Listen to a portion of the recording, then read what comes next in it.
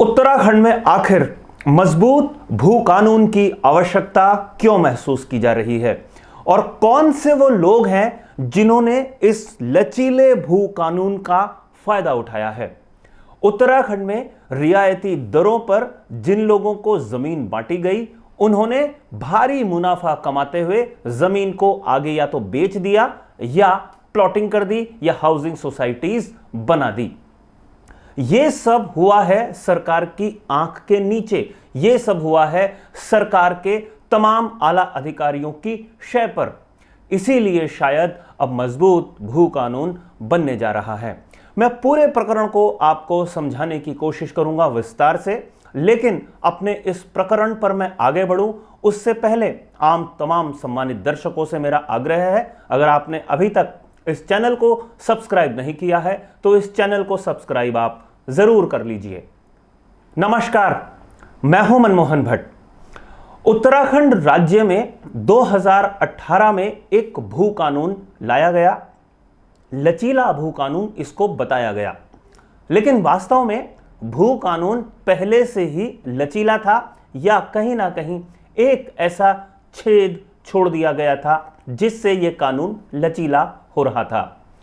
उत्तराखंड में उद्योगों को बढ़ावा देने के लिए एक इंडस्ट्रियल पॉलिसी बनाई गई थी।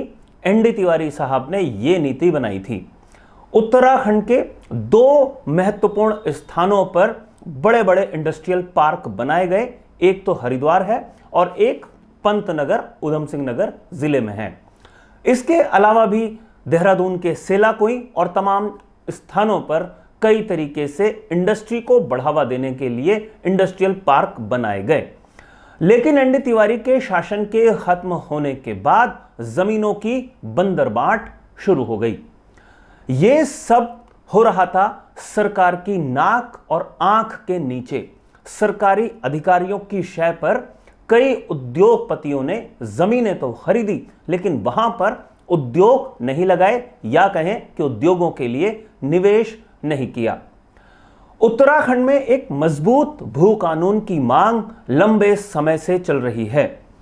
उत्तराखंड के मुख्यमंत्री बनने के बाद पुष्कर सिंह धामी पर यह दबाव था कि वो एक मजबूत भू कानून बनाए ताकि पहाड़ों की जमीन को बचाया जा सके या कहें उत्तराखंड राज्य की जमीनों को बचाया जा सके।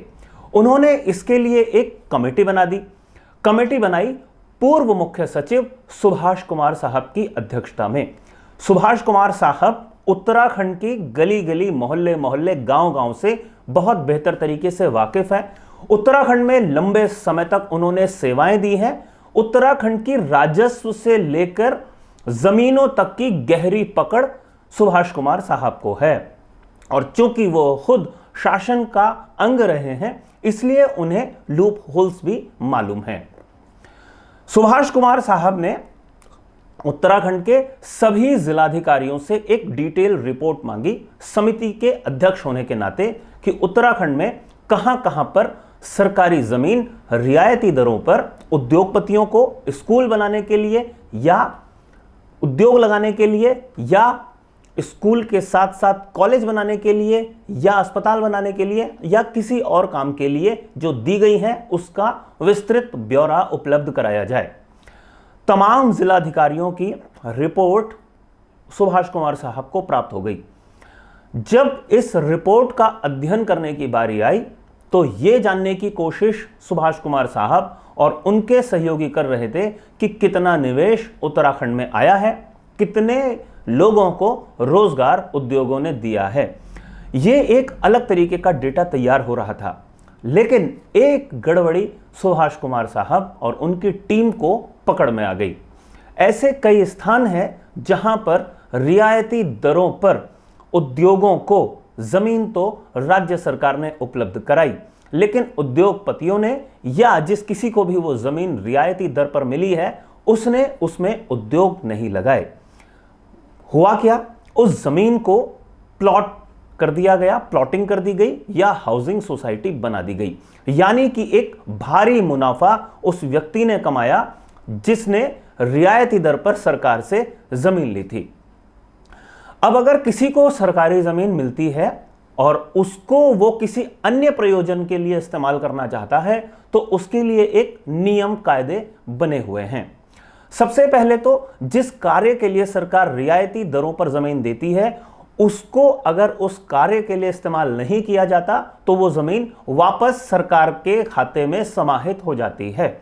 और अगर वो व्यक्ति किसी दूसरे प्रयोजन के लिए जमीन का इस्तेमाल करता है तो उसके लिए शासन स्तर पर वरिष्ठ अधिकारियों से मंत्री स्तर पर या मुख्यमंत्री के स्तर पर रियायत प्राप्त की जाती है, यानी जो उसका भू उपयोग का परिवर्तन होता है जिसे लैंड यूज चेंज कहा जाता है वो करना बेहद जरूरी होता है। और लैंड यूज चेंज बहुत विपरीत परिस्थितियों में ही किया जाता है।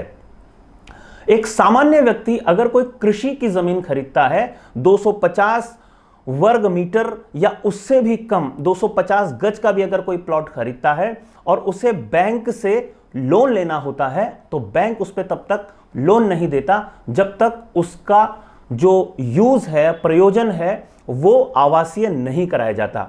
और जिन लोगों ने लैंड यूज चेंज करने की प्रक्रिया में हिस्सेदारी की होगी या अपने छोटे से प्लॉट में मकान बनाने के लिए लैंड यूज चेंज करवाने के लिए सरकारी दफ्तरों के चक्कर काटे होंगे, उन्हें मालूम होगा कि छोटे से प्लॉट का लैंड यूज चेंज करना कितना मुश्किल होता है। लेकिन अगर उद्योगों के लिए जमीन दी गई थी तो उसका लैंड यूज आसानी से कैसे बदला जा सकता है, ये कुछ सवाल हैं।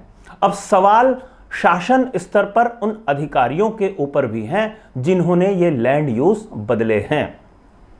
अब इंतजार इस बात का हो रहा है कि ऐसे कितने उद्योगपति हैं या ऐसे कितने बड़े ओहदेदार, बड़े पैसे वाले लोग हैं जिनको सरकार ने रियायती दरों पर जमीन उपलब्ध कराई और उन्होंने उसका लैंड यूज परिवर्तन किया।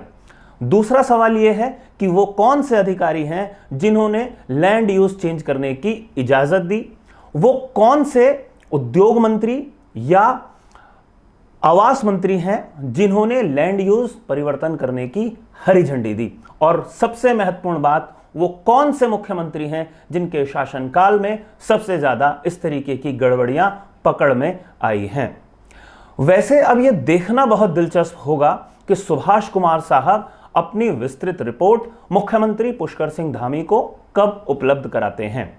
सबकी नजर इस बात पर आके अटकी हुई है कि जो रिपोर्ट, जो सिफारिश या संस्तुति सुभाष कुमार साहब करेंगे उसको मुख्यमंत्री पुष्कर सिंह धामी कैसे मानते हैं और कैसे एक मजबूत भू कानून वो लेकर आते हैं। वैसे अगर भू कानून की बात करें तो एनडी तिवारी साहब ने जब जमीनों को बड़े उद्योगपतियों को रियायती दरों पर दिया था तो उससे एक औद्योगिक क्रांति की अपेक्षा की जाती थी और कई जगह वो सफलतापूर्वक लागू भी हुई और सफलतापूर्वक कई जगह उद्योग लगे भी, उससे रोजगार भी सृजन हुआ निश्चित रूप से।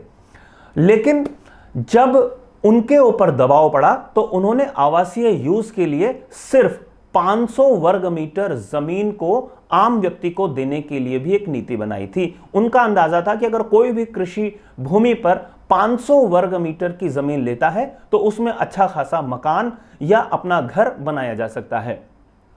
जब बीसी खंडूड़ी साहब की सरकार 2007 में बनी थी तो उन्होंने इस नीति में और ज्यादा सख्ती बरतने की कोशिश की थी और आवासीय यूज के लिए उन्होंने 500 वर्ग मीटर की सीमा को घटाकर सिर्फ 250 वर्ग मीटर कर दिया गया था। उसके बाद यह नीति जस की तस चलती रही, लेकिन शासन स्तर पर कई जगह खेल होता रहा। यह खेल अब पकड़ में आया है। 2018 में उद्योगों को बढ़ावा दिए जाने के लिए त्रिवेंद्र सिंह रावत ने एक नई नीति की घोषणा की। उन्होंने कई तरीके की रियायतें स्कूल कॉलेजों के साथ साथ अस्पतालों के साथ साथ उद्योगपतियों की देने की घोषणा की। इस नीति में अगर कोई व्यक्ति जमीन खरीदता है, उस जमीन के लैंड यूज के परिवर्तन के लिए उसे सरकारी दफ्तरों के चक्कर नहीं काटने पड़ेंगे। अगर उद्योगपति या कोई व्यवसायी लैंड यूज चेंज करने का आवेदन करता है और लैंड यूज अगर चेंज करने में सरकारी अधिकारी दिक्कत करते हैं तो एक सीमा के भीतर वो लैंड यूज का परिवर्तन माना जा सकता है। इस तरीके की घोषणा की गई थी। इसके अलावा कृषि भूमि को लीज पर देने पर भी कई तरीके की रियायत या कई तरीके की सहूलियत त्रिवेंद्र सिंह रावत की सरकार ने कर दी थी। यह मामला विवादों में तब आया जब अल्मोड़ा जिले में मनोज वाजपेयी ने एक जमीन खरीदी और यह बात पंचायती हो गई कि मनोज वाजपेयी इतनी जमीन कैसे खरीद सकते हैं। उसके बाद लैंड यूज चेंज करने को लेकर या मजबूत भू कानून को लेकर उत्तराखंड के अंदर ही अंदर कई तरीके से आवाजें बुलंद होती चली गई। यह दबाव मुख्यमंत्री बनने के बाद पुष्कर सिंह धामी के ऊपर भी आया और मुख्यमंत्री ने इसके निस्तारण के लिए एक कमेटी का गठन किया है। अब कमेटी धीरे धीरे गड़बड़ियों को पकड़ रही है, अपनी रिपोर्ट को भी वो तैयार कर रही है। देखना यह होगा कि क्या रिपोर्ट सुभाष कुमार साहब मुख्यमंत्री पुष्कर सिंह धामी को सौंपते हैं और धामी साहब मजबूत भू कानून के लिए क्या कोशिशें करते हैं। तो साथियों, आज की हमारी इस रिपोर्ट में फिलहाल इतना ही। अगली रिपोर्ट में आपसे मैं फिर मुलाकात करूंगा, लेकिन जाने से पहले हमेशा की तरह दो विशेष आग्रह है। यह रिपोर्ट अगर आपको पसंद आई हो तो इसे लाइक जरूर कीजिएगा, इसे शेयर करके अपने मित्रों तक जरूर पहुंचाइएगा। और अगर आपने अभी तक इस चैनल को सब्सक्राइब नहीं किया है तो इस चैनल को सब्सक्राइब आप जरूर कर लीजिए। अगली रिपोर्ट में फिर मिलेंगे, तब तक के लिए नमस्कार।